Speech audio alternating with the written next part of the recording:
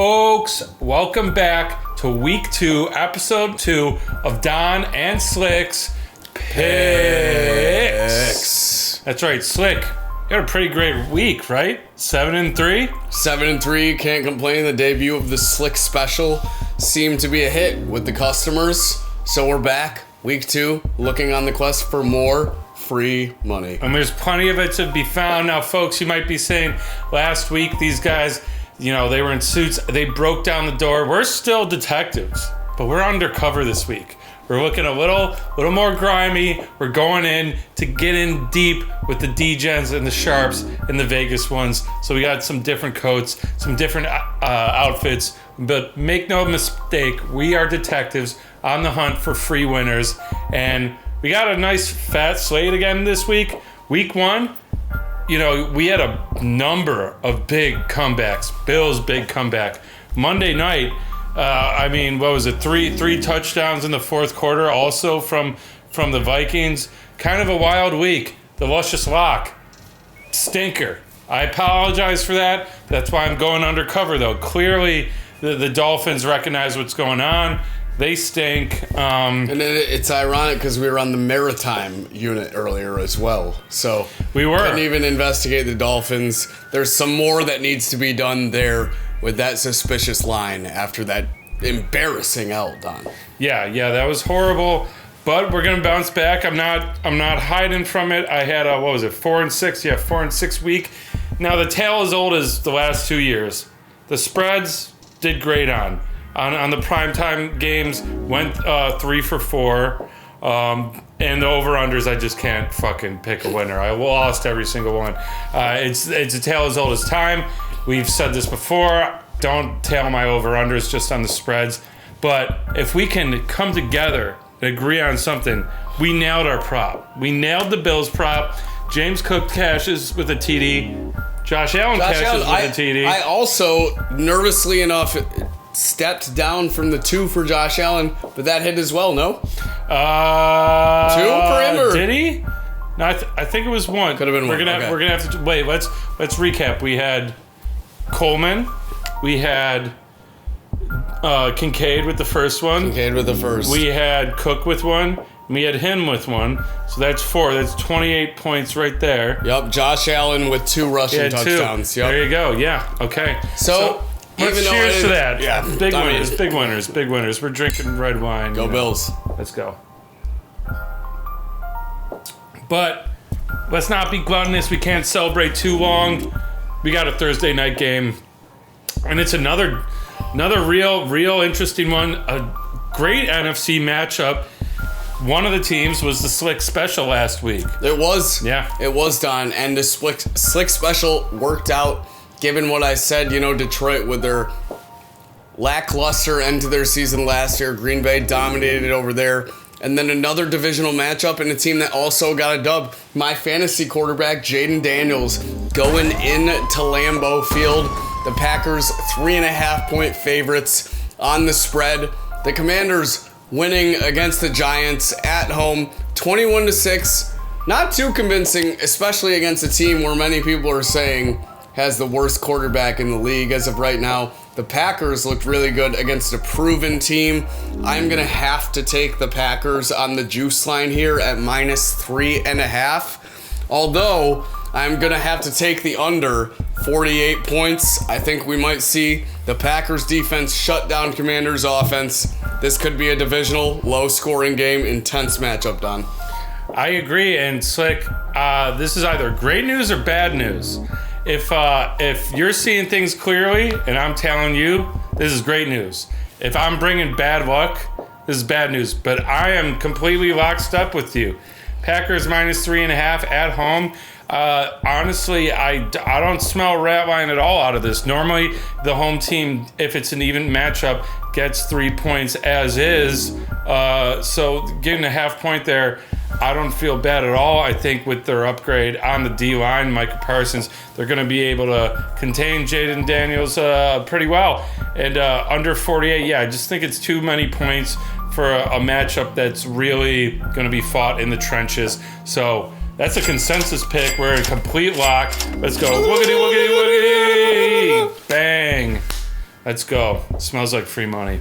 Yeah, if I've ever smelt it, and I know I have once or twice. So. Yeah. And if you smelt it, you dealt it, and we're dealing out winners. We're smelling them, we're dealing them. But Slick, take us over to Sunday night. Sunday Night Football, folks. A matchup that might not deserve the Sunday night slate, especially what you saw out of these two teams in the previous week. We got the Atlanta Falcons going into Minnesota.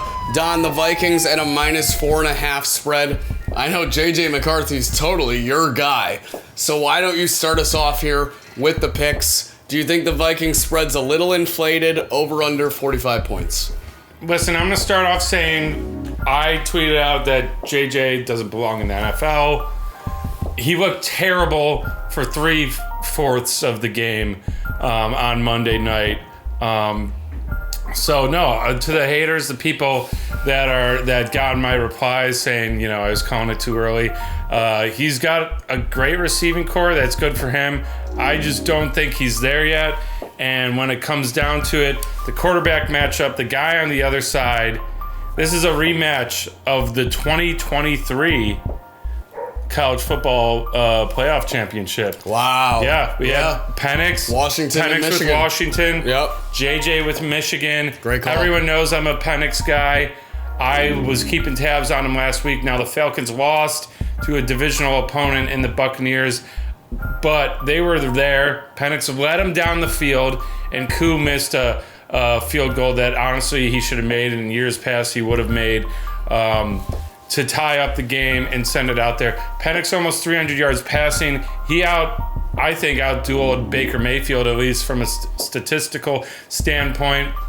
I think the Falcons have the QB edge. Now, I think the Vikings defense is pretty good from what I saw. I don't think the Falcons win outright, but I think 4.5 is plenty. I could easily see this game ending 24-21, 24-20, something like that. But I know those scores I just said were right at the number 45. With the Falcons covering that 4.5, I am going to pick an over. I think this is going to be such a close game. We have a last-minute field goal to decide it, which is why I'm taking the plus points, and I'm taking the over on this. Slick, what do you think? Yeah, I think it's real interesting. Great point by you that's the college football rematch that's coming around. It's so interesting that Michael Penix, he hung around, was about to get a win against a proven team in Baker Mayfield and this Buccaneers team, a team a lot of people thought would exceed expectations this next year when they were underrated last year. But I do think, Don, 4.5 is just a little too much. The Vikings didn't show me much against the Bears, but the Falcons showed me a whole lot more, enough to show me that they can keep this game within a field goal, if not outright win. So I am going to take the Atlanta Falcons plus 4.5, and I am also going to take the over, just like Don, 45. Both these teams feels like they don't have enough experience in the water, not just this season, just in general as a unit yet in the past couple. So I think the defenses may give up some casual points that they might not in other weeks. I'm going to go over 45, Falcons plus 4.5, Don. Does that make for another consensus pick? That's 2 in a row. I mean, time will tell if we're doing fantastic, but I feel good about this. I feel phenomenal. I think people are going to be riding these picks, and we're going to be bringing home lots of money. Now, speaking of money, we got a double dip on Monday night. This is true. No Friday night game, which is good. Friday was fine, but, we got to let loose. We got to have some fun. We got these nice jackets. We're going to have some money after Thursday night. So Friday, we're going out. Sunday night, we're cashing it again. Monday night, back to business. And we got 2 great matchups. First, Bucks at Texans. Now, surprising spread, you said earlier on this, at -2.5 for the home Texans. Over under 42.5. What those numbers with this small spread and this small over-under is Vegas doesn't really know what to do with Texas right now based on their week 1 performance. So this one has me in a bit of a blender. What are you thinking? I don't blame Vegas for not really knowing what to do with this spread, nor the over-under. You had the Buccaneers team that went in underwhelming performance against that Falcons team, as I just mentioned. Field goal could have won it at the end. A Buccaneers team, a lot of people thought NFC potential dark horse. This Texans team as well, also proven stud quarterback, but the 2.5 at home just feels a little low, especially with these two powerhouses. Bottom line is both teams underperformed week 1. That is why you have to go with the under 42.5 points. There's going to be a lot of misplays, fumbles, interceptions, loose balls. And ultimately, Don, I think I'm going to have to go with the Buccaneers plus 2.5 to hold this one. I just haven't seen enough out of the Texans. It was too low scoring. The Buccaneers at least held it to a game and put a lot of points on the board. Came out with the win, but it was sketchy, but I'm going to take them to cover this week. Great. I mean, again, I don't know. We're both seeing things a certain way right now, and this is either going to be a great thing or bad thing come next episode. But I'm on the Bucs too, plus 2.5. When I see a spread like this, it makes me scratch my chin. But again, I just think I just don't see much in the Texans right now.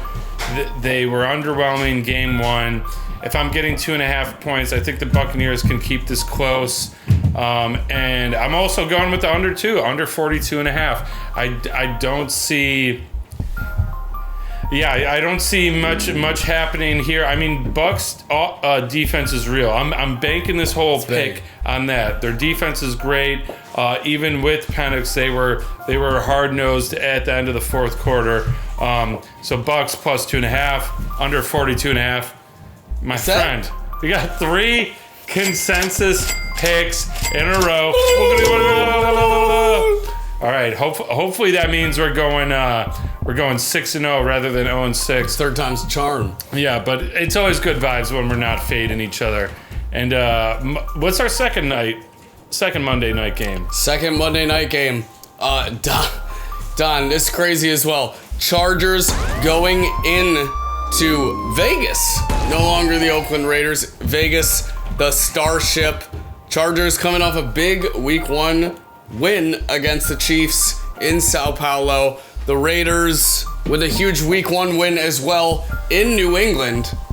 The whole AFC East is 0-1. Thank you, Raiders. But I just don't... What they showed against the Patriots, it's hard to go up against the team that just beat the team that is on everyone's radars to beat in the Chiefs. So I am going to take the Chargers here. Minus 3.5. It feels like they're being generous with this line, honestly, Don. I know they got Geno Smith at the helm in Las Vegas now. He's bringing a lot of life to that franchise. Pete Carroll's there. Hasn't missed the playoffs in oh so many seasons. But I think the Chargers will do this. The head coaching matchup. Jim Harbaugh just a little bit better than Pete Carroll. They've been facing it off their whole life. I'm going to take the Chargers minus 3.5. And I'm going to take the under 47 points. Feels like a lot, especially for two teams that haven't shown me much yet, but that's what you get a lot in week 1. Give me Chargers minus 3.5, under 47 points. I like what I'm hearing yet again. I also thought Chargers minus 3.5 was generous. I was thinking to myself, is there an injury I'm not aware of from the Chargers side? There's not. And another great divisional matchup. I think they're chalking it up to that. Is they're divisional guys. They know each other. But then again, new coach in Las Vegas. Pete Carroll, yeah, very, very storied coach. I think that is the only reason the spread is this close. I think they're giving Pete Carroll a little too much credit. I think the Chargers are now the kings of the AFC West. They dethroned Mahomes with their home game taken away in Brazil. I can see them winning this whole division this year, and this is a huge game for them if they want to do that. They have to win against another divisional opponent and start off 2-0. And so yeah, give me them minus 3.5. I'd feel a little better if it was 2.5. I think the Chargers win, but that it's that hook on a last-minute field goal is always scary. But we're going with it, and I'm also going under 47. I don't think the Raiders put up many points they got ahead in the game against the Patriots and kind of just ran out the clock for a quarter and a half. Was surprised how that game went. Thought it was kind of fluky. And an underperformance by the Patriots there. I'm not giving the Raiders the credit that Vegas is giving them. We're going Chargers -3.5, under 47. And this is history, I think, right now. This is uncharted territory. History. 4 in a row of consensus picks. I don't know if that's for the better or worse, folks. But whatever's scary. It's a little for the scary. better. The debut of the Slick Special last week was a W. Green Bay Packers with the Detroit Lions covering the 2.5 spread. This week, I'm going to keep the 2.5 spread theme. I was thinking, Don, with the Eagles-Chiefs matchup, the Super Bowl victor would go over. But then I realized Chiefs were in Sao Paulo. A lot could change in a week. Eagles didn't look too strong against the Cowboys, so the Slick Special this week, I'm going to serve it on a fine silver platter. I'm going to stick with the hot hand that is Aaron Rodgers, looking like his MVP form last week against his former team. He was pissed, went off, and I think he's going to go off again this week, hosting the Seahawks, who have a completely different quarterback at the realm, completely different coach at the realm, and only hung around with the 49ers because I believe the 49ers had some injury trouble. Not everyone was totally healthy, and we haven't seen that team's best self. I think the Steelers have a field day hosting the Seahawks. That is the Slick Special. What am I going to pair it with for the luscious lock? Oh, I love it. That sounds like a succulent special right there. That was on my board, but I'm going back to old familiar territory. For me, and any of the viewers know, I love to do this. A lot of gamblers love to do this. What do?